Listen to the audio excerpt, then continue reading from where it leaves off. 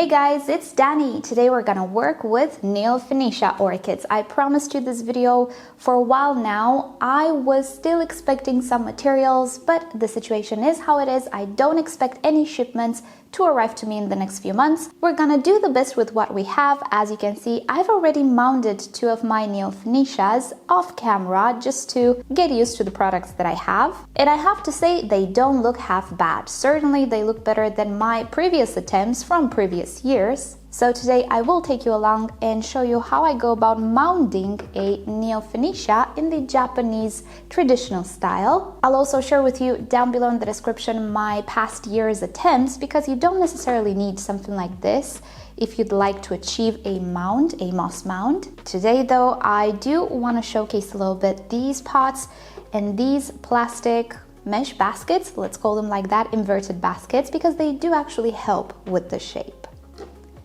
Now, unlike previous years, this year I will use something that is a little bit more suited for Neofinetias. It is still not a proper Japanese style Neofinetia pot. Those tend to be pretty expensive, and usually they're made out of glazed ceramics, very, very beautifully painted. What I am using is a very affordable plastic pot that I found at Orchids Deluxe earlier this year. And to help me with the shape of the mound, I also have a mesh basket, let's call it like that. It's inverted, and this one actually gives you that raised mound upon which the plant will sit. And I have to say, it does actually really help. In the past years, I did have quite a lot of issues with the shape.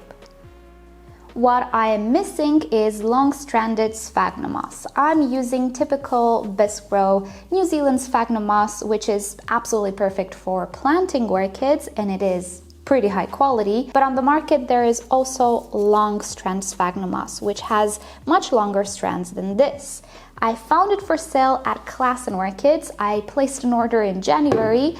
They forgot about my order for the longest time, and when they decided they're ready to ship it to me, the whole world problem started. So I told them to keep my order for the foreseeable future. So I'm just going to use normal sphagnum moss today. It's less than ideal, but you can definitely do the job with it. And I'm guessing most of us actually have access to normal sphagnum moss rather than the long strand one. Now, the first thing that I will do is try to actually find the longest strands of sphagnum moss in the moss that I already have. This is slightly damp, and you can definitely work with something like this as well. It's just not gonna be as easy. So I'll link you down below to my past year's attempts when I use your typical transparent pot and normal sphagnum moss, so you can see the results. They're not bad, but I do want as much as possible to find the longest strains that I have here. So we'll go ahead and select a few strands.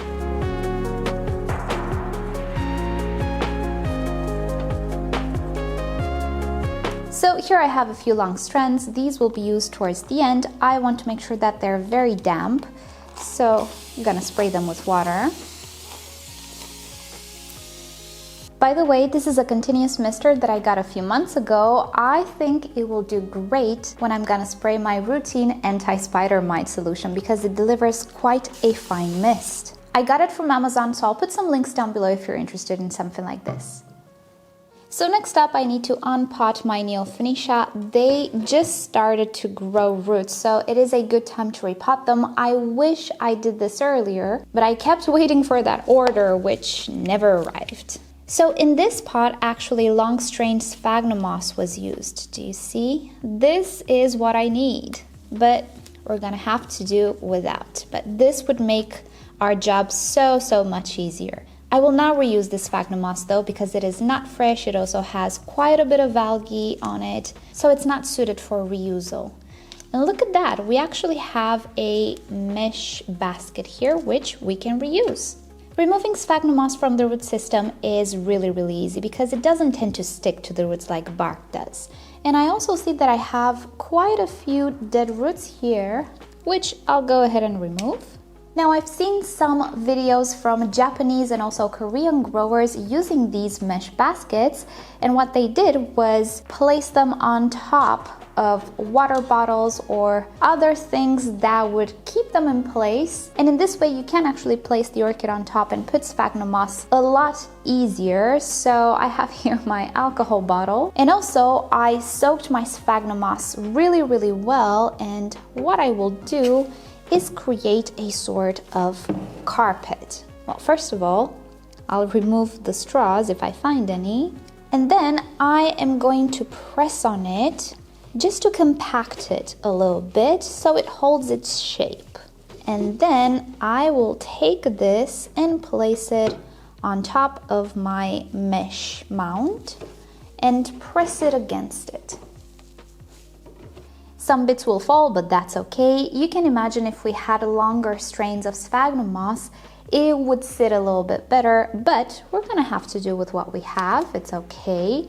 Then I will take my orchid and place it right on top of this mound. And at this point, what you would do is start to wrap long strains of sphagnum moss on the roots downward and pretty much stabilize the orchid. So I'm gonna go ahead and try to do just that. As a little side note, typically you would try to go a little around the mound, but I don't have long enough strains, so I prefer to put them down vertically like this. It's not how you would do things, but it is how I seem to work better with the sphagnum moss that I have. Oops, see, it broke. Now after I stabilize my orchid, what I would do is pick it up like so together with the mesh and place the mesh together with the sphagnum moss inside this pot. And you have to squeeze a little bit to make it, press it in as much as possible, not excessively though, just enough for it to sit. And I think that's about enough.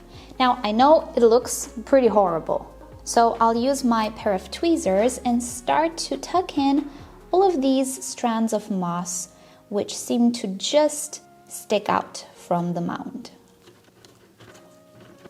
What I will do is continue to put these long strains on top of the mound and tuck them in. And wherever I see that it's not even, I'm gonna try to improve it by inserting bits and pieces of sphagnum moss and even look for more long strains to patch up my mound. So I brought my mound to a shape which looks pretty decent in my eyes. What you would do next is go with a pair of scissors and cut away all of these little bits. I might go ahead and do that at the end after I finish everything, but this just gives it a little bit more tidiness, if you will. Now at the base here, you can see we have quite a lot of strands sticking out. What I like to do, and particularly because I live in such a warm climate, is put a little bit of sphagnum moss inside, hide these little stragglers. This will also help me when it comes to watering. You'll see what I mean. Also, one thing or one disadvantage of the mesh is that it can stick out. Do you see? So what I like to do is just hide those bits of plastic with a little bit of sphagnum moss. I would rather have sphagnum moss sticking out than these black pieces of plastic. Typically, you would leave the inside, the core, empty because that serves as ventilation. And particularly in climates which might be more humid or cool, that's a good thing. But again, my climate is not cool. Now, there is a twist we can do. If you know me, you know that I like to put some twists on the setups because they can just make life easier. And the twist is a wick. So here I already prepared a wick. If you want to know more about my wicks, check the description down below. I do have a video on self-watering pots in which I show you how I do this little wick. It is a synthetic fiber, nothing organic, which can break down super fast, such as cotton. And what I like to do with the wick is insert it into the middle of my mound and just make it sit inside the sphagnum moss. Now you can position this little wick so that you don't actually see it. Typically, if you sit the orchid on a little tray or a dish, you won't see it. But obviously, you don't have to add a wick. The wick is something that goes with my level of comfort in caring for my orchid and helps me with watering, because how I like to water is actually through the dish, which I use as a sort of reservoir. And how to get the water from the reservoir to the orchid mound? Through the wick. So what I do is place the water mainly in that dish and let the wick deliver it to the sphagnum moss, which in about an hour or so completely soaks up. And in this way I make sure that I don't share water, which is something very important for me. And also I don't have to go with my orchids to the sink or place a different bowl, waste water and things of the sorts. But obviously there are many ways of going about it. I did see a lot of people just putting these mounds in a bowl or a separate container and water everything there. So this is just my own little twist to the story because of the way that I water and how I like to keep hygiene with my orchids, but it really depends on you and how you like to do things. One more thing that I like to do whenever I find that I have some gaps in the mound is just get myself a strain and arrange it on the very edge of the pot and just tuck it in like so. And there we go. My mound looks a lot fluffier here at the edge. I have another empty spot here, which I can go about in the same manner. It's a little bit of a cheat, but not many people will be able to tell. It's gonna be our little secret. Now in the case of this little orchid, it just so happens that my hardware is sticking out. That little pot or mesh basket is sticking out. What I do is cut these parts, and I know I'm using a pruners, but I don't have anything else at the moment.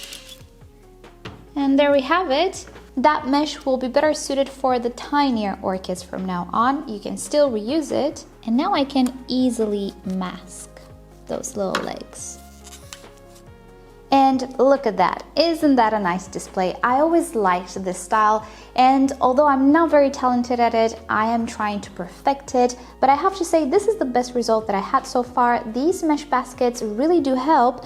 Instead of them, I've seen people using mesh pots like this. I tried to use something like this. It didn't work out that well, and one of the reasons was because this is a lot more flexible at the bottom here, can you see? And it can fit very, very well and stay very well in the pot, while this has a firm edge. So I will drop some links down below to these products if you're interested. And because I know you might actually have some questions, I will answer a few very common questions about this setup. First of all, isn't it too much moss? No, it doesn't matter actually. The quantity of moss itself doesn't matter. What matters is the effects it has. If you place sphagnum moss, which can actually hold up a lot of water, in a constraining pot with very, very few ventilation options, it could be a little bit too much. It might actually stay quite wet. But the Japanese mounding style, as you can see, is nothing but ventilated. There is barely any pot to contain it. This serves just as a platter, if you will. It helps it maintain its shape, but other than that, it's pretty much open air. Also, what about the size? It doesn't matter. I talked about this in a different video, which I will add in the description. Pot size does not matter with orchids. They absolutely do not care. If you think about it in nature, they're not constrained by anything most of the times. In the epiphytic case, their roots just grow all over that tree without confinement. What matters is the effect of the size of the pot. And in our case, well, I don't know if we can actually call this a pot or a basket or a holder, because it's very, very, very ventilated. Other orchids can be mounted as well. This is not something necessarily only for the Neofinetia. Theoretically, anything that is epiphytic can be mounted. Terrestrials, not so much, with the exception of the Cymbidium. Traditionally in the Japanese style, you will find Sederia japonica kept like this, also the Dendrobium maniliform, and some smaller species of Cymbidiums. So if you so desire to pot or keep a mini Phalaenopsis in something like this, it's absolutely fine. There is no reason why it wouldn't work okay if you are comfortable with maintaining the setup. I personally do want to keep the Sederia japonica in this style, But not only that, here I have a hybrid. This is a Renanthera vietnamensis crossed with Neofinetia fulcata, which, PS, the blooms on this one should look fantastic. As well as I have an Ascophenetia peaches in this glazed pot that I received from Repotting. I find it looks so cute in that pot, which lends itself to the setup very well for bigger orchids. I'm not sure if cymbidiums would work in something like this, maybe, but definitely for bigger vivacious orchids, even hybrids with Neofinetias, it looks wonderful. This one though does not have that mesh because it's way too wide for it. And with this one I tried the mesh pot that I showed you, it didn't really work out so great. You can see it's not very tall and the shape is not very round, but it's definitely doable. One thing that I recently learned is that we've been calling this setup wrong. It's not a kokedama apparently, it is much more correct to call it a moss mound. Kokedama refers to the round balls of sphagnum moss, and while this might look similar to that, apparently it's not. It's a different technique altogether. So I will correct myself and not call it a kokedama anymore, but there we go, I had no idea that it was incorrect. And that's about it for today. Thank you so much for watching. I hope you've enjoyed this. I will link down below in the description additional information and other tutorials that I found very useful when I started to grow these orchids and learn how to mount them. So do remember to check out the description. Subscribe to my channel for more orchid videos, tutorials, experiments, updates, and other fun orchid subjects. If you wish to support the channel, do consider becoming a member or visit the merch store linked down below in the description. You can also follow me on Instagram and Facebook. It's always nice to stay in touch there as well. And with that said, I hope you have a great weekend. I'll see you next time. Bye!